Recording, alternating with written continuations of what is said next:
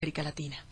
Mira, yo crecí como muchas personas de mi generación, teniendo un gran rechazo hacia la política y los políticos, pero además convencida de que teníamos una democracia que la habían luchado otras generaciones y que estaba allí para siempre, y que había sido heredada y que se la íbamos a dejar a nuestros hijos también.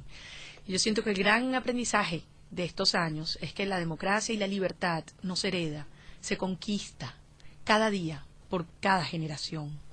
Y este aprendizaje sí se lo vamos a dejar a nuestros hijos.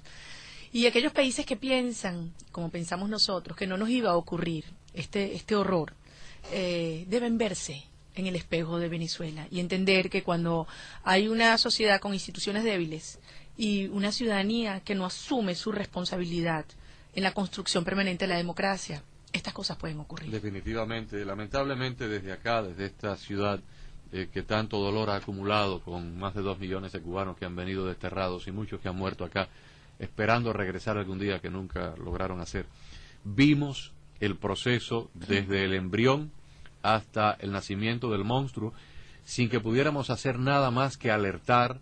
Se nos tomó a veces, en muchas ocasiones, como locos, paranoicos, los cubanos de Miami que ven la mano de Castro en todos los lugares, y desafortunadamente hoy la historia nos dio la razón. Hubiéramos querido equivocarnos por el bien de Venezuela y de todos ustedes. Pero yo creo que todavía, y lo siento, estamos a tiempo de evitar que Venezuela termine donde Cuba ha terminado. No, además hemos avanzado muchísimo. Sí. Y yo creo que aquí es el momento también para abordar y desmontar una serie de mitos que construye el propio oficialismo con la asesoría de la propaganda cubana y que otros reproducen, que tienen que ver, por ejemplo, con la división en la oposición venezolana, y eso se ha demostrado que es absolutamente falso. Hoy hay más división en el chavismo. Absolutamente, y fíjate cómo nosotros logramos con la unidad triunfar en el año 2010, el 26 de septiembre, cuando todas las encuestas decían que el oficialismo iba a arrasar, que nosotros no íbamos a obtener ni 30 o 35 diputados, y logramos la mayoría en el voto popular. Claro. Fuimos un proceso de primarias sin precedentes, realmente inédito, logramos una participación gigantesca y hoy en día todos estamos apoyando a Enrique. Ahora, evidentemente entendiendo que estamos enfrentando un régimen sin escrúpulos. Tiene tanto dinero como falta de escrúpulos y ha demostrado estar dispuesto a hacer cualquier cosa por permanecer en el poder. Más allá de eso, si se comprueban las denuncias que ha hecho el ex magistrado y expresidente de la Sala Penal, Aponte Aponte, y las que ha hecho el otro magistrado asilado en Costa Rica, Velázquez Alvará y algunas otras personas, bueno, estamos frente a un narcoestado. Y esto es algo que no solamente nos debe generar profunda preocupación y ocupación a los venezolanos, pero también al resto de América Latina. Y a mí me resulta más que preocupante, inaceptable, incomprensible que hayan representantes de gobiernos de la región, democráticos, que puedan decir que Hugo Chávez tiene un efecto estabilizador para la región. Yo me pregunto, ¿cómo puede ser estabilizador quien ha provocado la desestabilización en Venezuela? ¿Quién ha provocado la destrucción de las instituciones, el colapso de los servicios, el colapso de la infraestructura, la destrucción de nuestra soberanía? Porque hay que hablar la presencia de grupos guerrilleros y paramilitares en Venezuela, ya no solamente en la frontera, también en el centro del país. Bueno, pues yo le doy la bienvenida al club, porque ese sentimiento que usted tiene de frustración, a veces de incomprensión, lo hemos tenido miles de cubanos a lo largo de 50 y tantos años, de ver, por ejemplo, cómo a un régimen, y olvidemos por un momento lo que Fidel Castro ha hecho con los cubanos, porque realmente yo creo que ningún boliviano, ningún chileno tiene que preocuparse si Fidel mató a 30 o a 3.000 cubanos.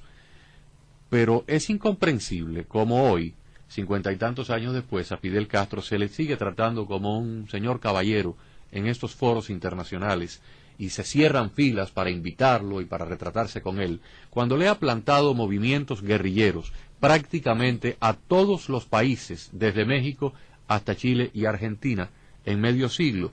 Movimientos guerrilleros que han dejado una estela de sangre, han dejado bolivianos muertos, chilenos muertos, guatemaltecos, nicaragüenses, salvadoreños muertos, sin que los gobernantes de esos países, inclusive los de la más ultraderecha, hayan realmente denunciado a ese monstruo, salvo una o dos contadas excepciones en toda América Latina en 50 años.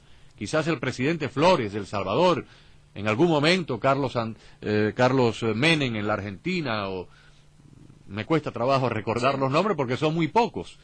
Y lo demás, Álvaro Uribe, lo demás ha sido toda una gran comparsa. Entonces, no es de extrañar que hoy en día, después de que Chávez ha barrido el piso con el nombre del presidente de Colombia, Juan Manuel Santos, Santos llega al poder y lo considera su mejor nuevo amigo.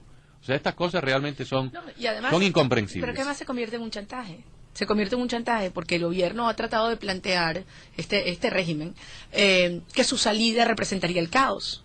Cuando el caos es Hugo Chávez. El caos es Hugo Chávez. Además, este es el único o el primer gobierno autoritario sin autoridad en la historia. Démonos cuenta qué está pasando en Venezuela.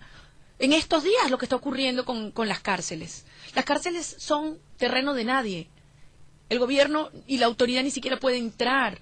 Están armados hasta los dientes. Me cuentan que los prisioneros están armados, tienen más poder de fuego que los propios carceleros, y que entran y salen de la cárcel como entro yo de mi casa. La única forma de negociación que ha encontrado la ministra Iris Varela es dejarlos libres, porque no pueden controlarlo. Entonces, frente a esto, yo quiero que alguien me explique cómo se puede hablar de estabilidad. Y ahora le agrega el componente de vinculación al narcotráfico, y esto adquiere otra dimensión. Un presidente que gobierna a control remoto, desde otro país. Bueno, ese es otro tema adicional. Pero el tema del narcotráfico es un tema que hay que abordar con muchísima seriedad. Y yo, como miembro de la Comisión de Política Interior, le voy a plantear a la Asamblea Nacional que formalmente le exijamos a la DEA y al gobierno de los Estados Unidos que haga del conocimiento público y que nos entregue oficialmente la información que suministre el exmagistrado Aponte Aponte. Que no es la única, por cierto, que tienen. O sea, esto no comienza con la deserción de Aponte Aponte y con su llegada a Costa Rica. Hace cerca de 18 meses... La computadora de Reyes. La computadora de Raúl Reyes, incautada y luego entregada a la Interpol, y los estudios que se hicieron en Londres a través del Centro de Estudios Internacionales Estratégicos. Pero hace cerca de 18 meses, un papel de investigación hecho por, me imagino que la CIA o la inteligencia militar, llegó al Congreso de los Estados Unidos. Y hace 18 meses ya se hablaba de Venezuela como un narcoestado.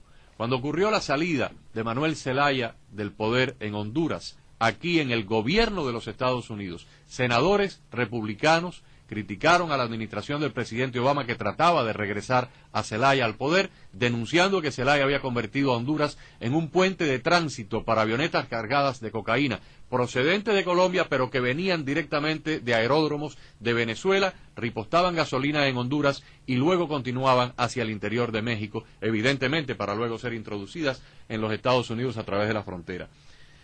Se ha hablado de Venezuela como un estado que ha estado minando de drogas a Europa vía países de África. Pero esto es muy anterior a la información que ha aportado Eladio Aponte, que tiene, ¿cuánto? 3-4 semanas de estar hablando. Estamos hablando de mediados del año pasado y principios del año pasado. Son diferentes vectores que todos apuntan a la misma gente, al general Henry Rangel Silva, a Cliver Alcalá, a Freddy Bernal, ahora también se implica al presidente de la Asamblea, Diosdado Cabello, la misma gente, los mismos nombres. Y conociendo cómo funcionan estos regímenes, porque yo nací dentro de uno de ellos, es imposible pensar que el jefe del Estado no lo sepa. Bueno, lo que estamos planteando es que para nosotros resultaría inadmisible que por razones de política interna los países que tengan acceso a esa información no la hagan pública. En un contexto en el cual Venezuela va a una elección que es decisiva, no solamente para estas generaciones, sino muchas generaciones por venir, y para el resto de América Latina. Tenemos derecho a exigir que esa información sea conocida. Y es algo que queremos plantear con mucha firmeza a los Estados Unidos, porque muchas personas plantean que tratándose de un año electoral puede haber un interés de apaciguar los ánimos en nuestro país y impedir que estas informaciones se conozcan. Estados Unidos apaciguó los ánimos a través de su embajador en Caracas, en los días en que a Chávez se le sacó del Palacio de Miraflores, porque en ese momento, y tengo que reconocerlo, estando el presidente George Bush en la Casa Blanca, al cual todos tenemos que agradecer mucho y tenemos que reconocer lo que hizo para mantenernos seguros acá después de los ataques, pero también se cometieron grandes errores. Se dio prioridad a la estabilidad del mercado de petróleo que a un país que en ese momento no se sabía, pero sí se sabía, que iba a convertir a toda Centroamérica y a toda Sudamérica en un eje del mal. Bueno, pero es que no es solamente los Estados Unidos, el caso colombiano. ¿Cuánta información no tiene el presidente Santos sobre lo que está ocurriendo en Venezuela? No, ¿y a cambio de qué? ¿A cambio de qué se está ocultando esa información? ¿Quizás de comercio fronterizo? Bueno, yo creo que hay cosas incluso que pueden ser más relevantes para los intereses de la actual administración colombiana. De modo que yo lo que quiero plantearle a la comunidad internacional, miren, Venezuela fue siempre un gran aliado de las democracias en América Latina. Nosotros abrimos los brazos en el caso chileno, en el caso nicaragüense, y en este momento necesitamos que la comunidad internacional reaccione, no para que resuelva nuestros problemas. El problema del chavismo y de la democracia en Venezuela y la libertad es el problema de los venezolanos, incluso de aquellos que viven en el exterior, pero sí para generar toda la presión colectiva para que los gobiernos de América Latina no legitimen a un régimen que hace mucho tiempo dejó de ser democrático. Vamos a una pausa. Cuando regresemos vamos a preguntarle a nuestra invitada realmente cómo se siente en cuanto a las elecciones de octubre. No tanto en su fervor de que la oposición pueda ganar la presidencia, sino si realmente hay un peligro inherente de que las elecciones se puedan decidir no entregar el poder para salvar el pellejo. Hablaremos de esto y de otras cosas en breve, a la vuelta de esta pausa a través de Actualidad Radio, 10:20 AM, 10:40 AM, desde Palm Beach hasta Los Cayos. Bien, estamos de regreso, y como ustedes acaban de escuchar, pues en el segmento anterior, María Corina Machado nos hacía una serie de planteamientos del momento difícil, grave que está viviendo Venezuela, sobre todo ahora que han salido a relucir una serie de acusaciones y de vínculos entre los altos funcionarios chavistas, tanto militares como civiles, con el narcotráfico internacional. Hace algunas horas, un alto funcionario del Departamento de Justicia de los Estados Unidos, que habló anónimamente, dijo que se estaban preparando un encauzamiento criminal y que Estados Unidos lo revelaría en el momento oportuno, cuando realmente fuera conveniente a sus intereses.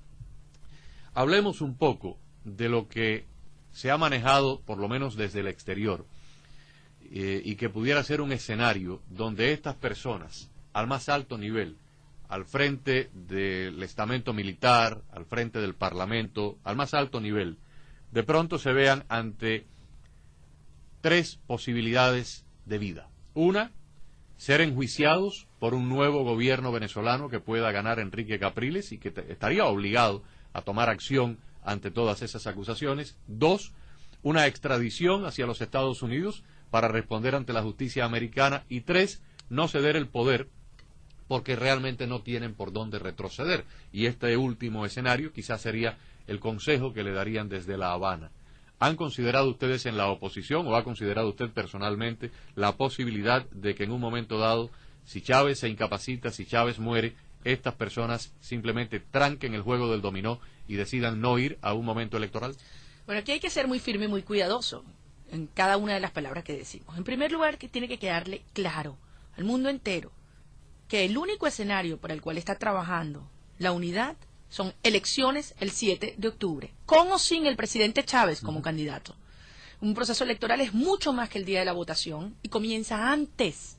Y este proceso ya comenzó y ellos no lo pueden parar.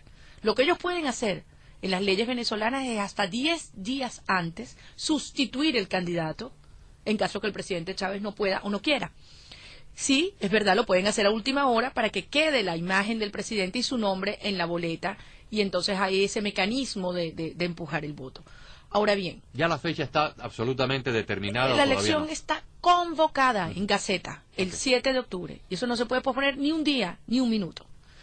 En segundo lugar, quienes han asomado otros escenarios como el que usted menciona ha sido precisamente el oficialismo o algunos individuos de la Fuerza Armada, en particular el general Rangel Silva. A título individual, eso no representa lo que piensan las Fuerzas Armadas venezolanas.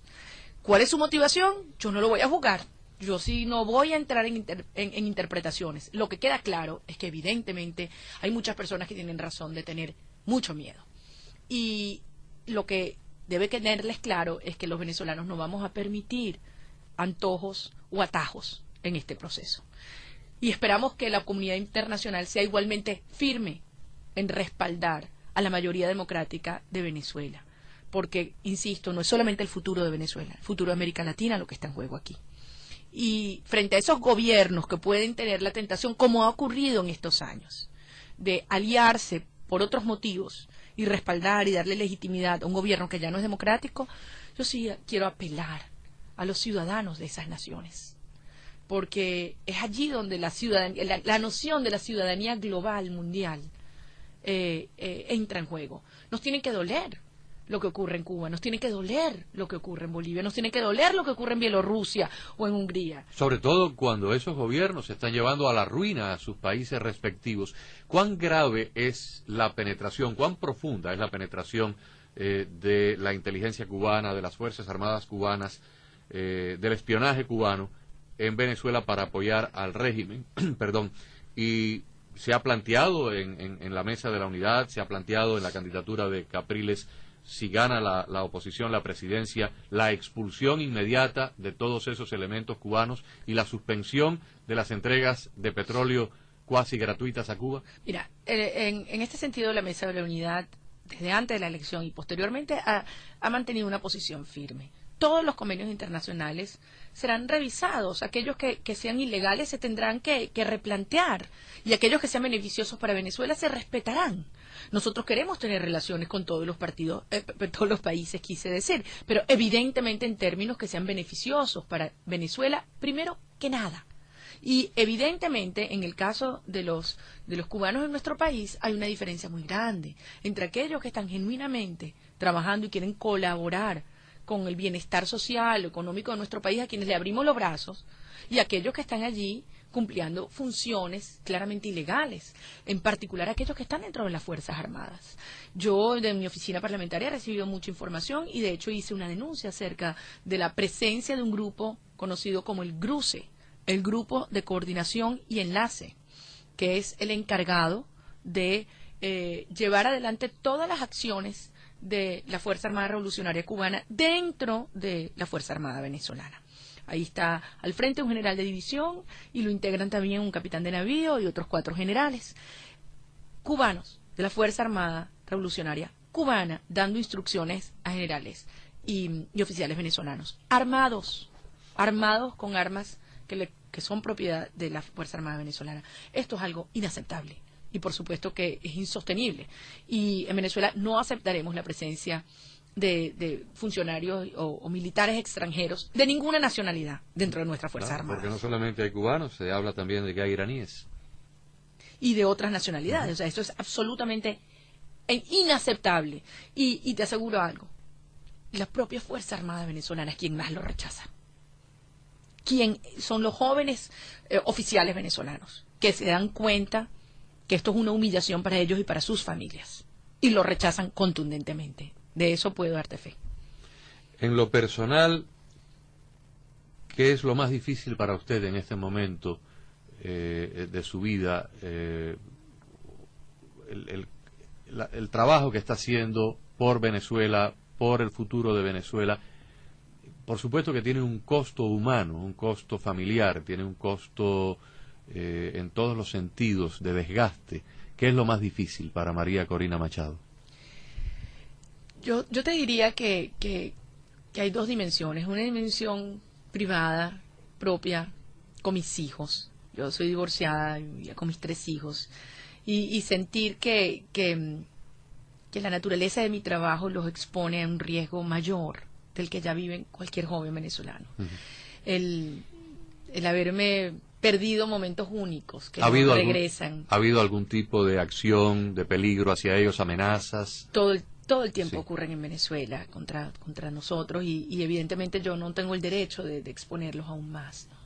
Y está, yo te diría, para quien como yo tiene la suerte de tener un padre y una madre íntegros, decentes, el ver cómo nos pretenden humillarte y descalificarte moralmente y frente a mis hijos, eso ha sido doloroso, ya lo hemos ido aprendiendo, Pero yo te diría, Agustín, que hay otra dimensión y es mi recorrido permanente por Venezuela y es el dolor infinito de ver la injusticia que está ocurriendo, del ver niñas de 12 y 13 años que son utilizadas para todo tipo de abusos sexuales ante los ojos del gobierno y no pasa nada, de los secuestros que ocurren, de la frustración, del dolor de las madres en las morgues. Secuestro que, por cierto, en gran medida realiza la propia policía. En muchos casos están involucrados cuerpos de seguridad. Yo he formulado denuncias de esta naturaleza en la Comisión de Política Interior y no pasa nada. Y cuando te encuentras esos padres, esas madres que me agarran y me abrazan y se ponen a llorar y me dicen, por favor, ayúdame, defiéndeme.